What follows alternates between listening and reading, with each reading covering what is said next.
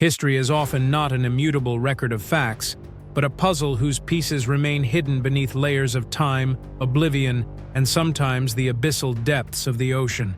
For almost 75 years, a shadow of doubt and injustice hung over the cold waters of the east coast of the United States. This was the final destination of the USS Eagle PE-56, a warship that became the last American ship sunk in the Atlantic theater during World War II.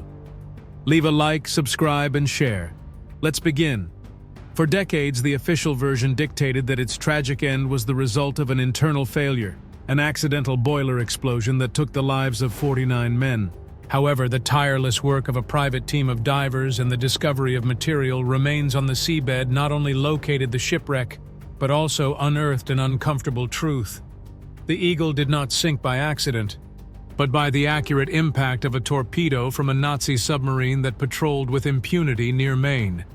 This discovery not only closed an open wound for the families of the deceased, but also forced the United States Navy to rewrite its own historical records. On April 23, 1945, just a few weeks before the unconditional surrender of Nazi Germany, the USS Eagle PE-56 was sailing near Portland, Maine. The vessel was a patrol boat originally designed by Henry Ford during World War I, intended for anti-submarine warfare. Ironically, it would be a submarine that would deliver his verdict. At 12:15 that day, a massive explosion split the ship in two. In less than 2 minutes, the boat disappeared beneath the waves. Of the 62 men on board, only 13 were rescued from the icy waters by a nearby destroyer. Amid the chaos and trauma, the survivors were categorical in their statements. They had seen the command tower of a German submarine emerge briefly after the explosion, a tower painted with a distinctive insignia, a red horse on a yellow shield. However, the Navy of the time, perhaps eager to minimize the presence of German U-boats so close to its shores in the final days of the war, or due to a simple bureaucratic error, dismissed these testimonies. The official investigation concluded that one of the ship's boilers had exploded due to a malfunction. This conclusion was a devastating blow to the morale of the survivors, as it denied the recognition that their comrades had fallen in combat. For decades, the Eagle PE-56 was a forgotten footnote, classified as an operational accident. More than 7 decades passed before a group of technical diving and naval history enthusiasts decided that the mystery could not remain unsolved. Ryan King, one of the key members of this private team of 8 divers, describes the mission as obsessive. "It's one of those shipwrecks that gets under your skin," King explained. "You ask yourself, if it's not you, who else is looking for it?" The search was not easy. The Atlantic Ocean off the coast of Maine is a hostile environment, with treacherous currents and visibility that is often zero. The team spent 4 years combing the seabed. The methodology was a combination of modern technology and archival archaeology. They collaborated with Gary Kozak, a specialist in underwater searches using side-scan sonar, who provided the GPS coordinates of possible anomalies on the ocean floor. The challenge was not just to find something, but to identify it in an area riddled with rocks and other shipwreck remains. The team carried out dangerous dives, descending to depths of 91 meters, where the pressure is crushing and the darkness absolute. In June of 2018, perseverance paid off. During a descent in which conditions seemed similar to hundreds of other failed attempts, one of the divers literally bumped into the Eagle. King recounts that they crashed into what looked like a great wall of steel rising from the seabed. Upon illuminating the structure with their high-powered flashlights, the divers felt absolute awe. There lay the USS Eagle PE-56, broken into 2 massive pieces, just as the survivors had described in 1945. During the rest of the northern summer, the group made about 20 additional dives, braving water temperatures below 4 degrees Celsius. Each dive was a test of human endurance. The team took less than 4 minutes to descend to the shipwreck, but the ascents could last up to 3 hours. This extended time was necessary to perform the mandatory decompression stops to prevent nitrogen from forming bubbles in his blood, a potentially fatal condition. While suspended in the water column for hours, the team processed what they saw below: a steel graveyard that held the answers to a 75-year-old enigma. In order for the discovery to have legal and historical validity, the team worked closely with Robert Nayland, Director of Underwater Archaeology for the U.S. Navy's Naval History and Heritage Command. Nayland, responsible for overseeing thousands of American shipwrecks around the world, needed irrefutable physical proof. What the divers found definitively ruled out the boiler theory. The boilers of the Eagle PE-56 were intact. They showed no signs of an internal explosion that would have torn the hull from the inside out. In contrast, the damage to the hull showed a massive external force, the impact of a torpedo. The underwater tests, along with German documents declassified years earlier that placed the U-853 submarine in that exact area in April 1945, completed the case. The captain of the U-853, Helmut Frumsdorf, had noted in his logbook the attack on an American patrol vessel. The puzzle was finally complete. The divers' discovery brought the spotlight back to the true villain of this story, the U-853. This German submarine was one of the last gray wolves to operate off the American coast. The detail of the command tower with the red horse on a yellow shield, mentioned by the survivors in 1945, was not a hallucination resulting from trauma. It was the insignia of the U-853. This submarine would continue its destructive streak weeks after the sinking of the Eagle, sinking the freighter SS Black Point on May 5, 1945, just 2 days before Germany's surrender. The U-853 was finally located and sunk by U.S. forces near Block Island on May 6, taking its entire crew to the bottom. The discovery of the Eagle PE-56 by divers in 2018 allowed a direct line to be drawn between these final combat actions, demonstrating that Nazi submarine warfare remained lethal and active until the very last second of the conflict. The impact of this discovery went far beyond archaeological curiosity. In 2001, based on preliminary research and German documents, the Navy had already begun to doubt its original version.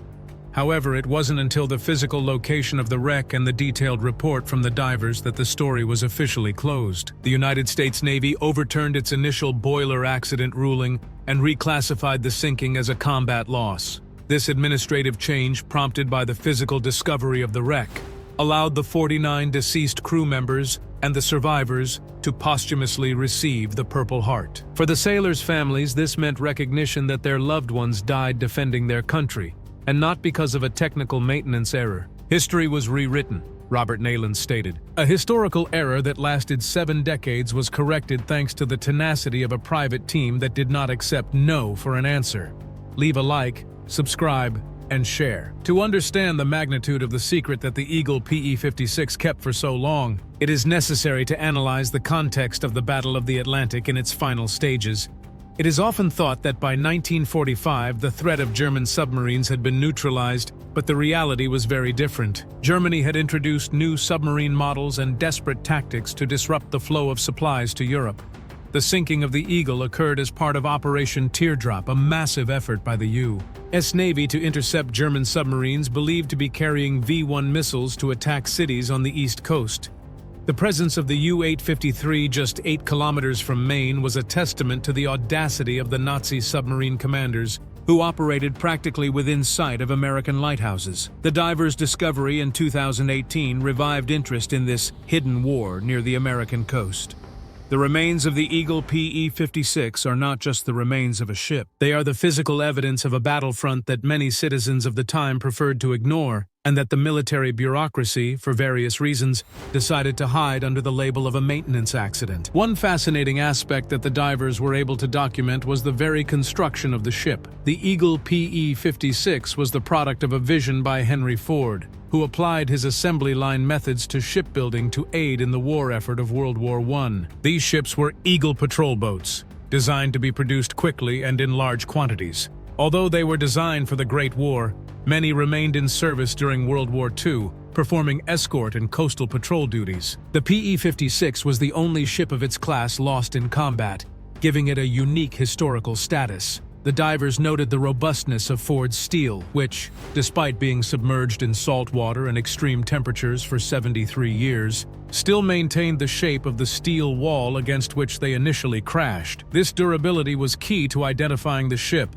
as the specific structural features of Ford's designs were clearly visible once some of the marine sediment was cleared away. Reaching the USS Eagle PE-56 is not a task for amateurs. Ryan King's team used technical diving techniques with gas mixtures. Trimix is not an acronym. At a depth of 91 meters, conventional air becomes toxic due to nitrogen narcosis and oxygen toxicity. Divers must breathe a carefully calculated mixture of helium, nitrogen, and oxygen to maintain mental clarity and avoid seizures. The environment in Maine adds layers of difficulty. Water temperatures below 4 degrees Celsius drain energy from the body quickly, even with dry suits and internal heating.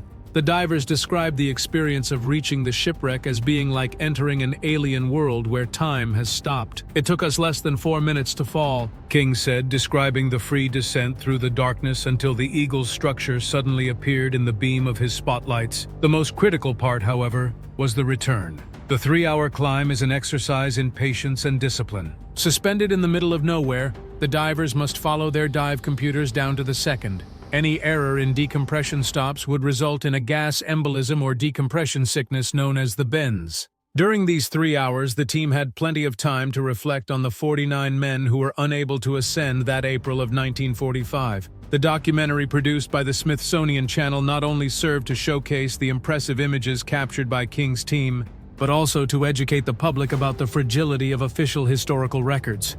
The program highlighted how the Navy, even in the face of eyewitness accounts from survivors who saw the submarine's conning tower with their own eyes, preferred the boiler theory. This public revelation brought the treatment of the survivors to the center of the debate. For decades, many of them died with the stigma that their ship had sunk due to operational negligence.